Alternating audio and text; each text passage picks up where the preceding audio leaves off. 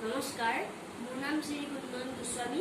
আপোনালোকৰ ওচৰত মই এতিয়া সাধু এটা কওঁ। সাধুটোৰ নাম হয় বেলি আৰু বতাহ। এদিন বেলি আৰু বতাহৰ মাজত কাজিয়া লাগিছিল।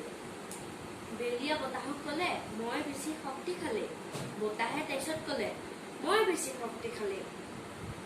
তাৰপিছত আকৌ বেলিয়ে ক'লে, মই বেছি শক্তিশালী। তাৰপিছত বতাহে ক'লে, মই বেছি শক্তিশালী। তেনে অৱস্থাতে ৰাস্তাত এজন বাটৰুৱা গৈ আছিলে। বাটৰুৱাজনৰ গাত কাপোৰ এখন আছিলে আৰু বেলি আৰু বতাহে সেইটো দেখিছিলে।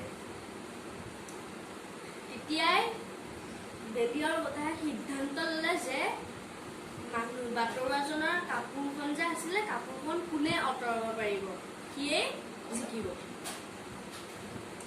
প্ৰথমতে বতাহৰ পাল আহিলে। বতাহে পুৰা বতাহ দিছে আৰু পুৰা বতাহ দিছে। বাটৰুৱাজনে একদম ঠাণ্ডা লাগিছে, খামুচিহে ধৰিছে আৰু কাপোৰখন ঠাণ্ডা লাগিছে কাৰণে। তাৰপিছতে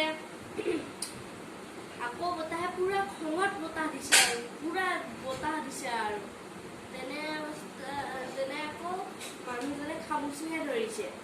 তাৰপিছত বতাহৰ পাল গ'ল, বেলিৰ পাল। বেলিয়ে একদম মৰমেৰে লাহেকে ৰ'দ দিছে, পুৰা একদম ৰ'দ দিছে। এতিয়া গৰম পৰিছে নহয়। তেতিয়া লাহেকৈ বাটৰুৱাজনে কাপোৰখন আঁতৰাই পেলালে।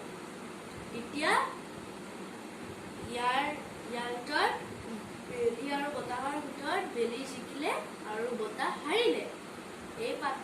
এই সাধুটোৰ পৰা আমি শিক্ষা পালো, প্ৰেম আৰু নম্ৰতা সদায় জয়ী হয়।